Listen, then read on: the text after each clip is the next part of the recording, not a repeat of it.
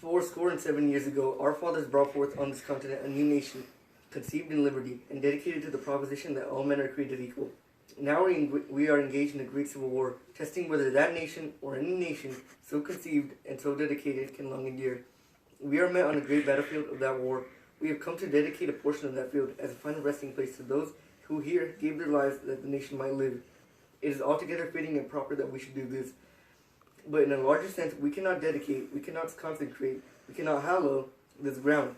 The brave men, living and dead, who struggled here, have consecrated it, far above our poor power to add or detract. The world will little know nor long remember what we say here, but it can never forget what they did here.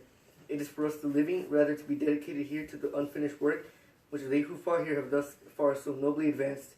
It is rather for us to be here dedicated to the great task remaining before us, that from these honored dead we take the increased devotion to that cause for which they gave the last full measure of devotion, and that we here highly resolve that these dead shall not have died in vain, that this nation under God shall have a new birth of freedom, and that the government of the people, by the people, for the people, shall not perish from the earth.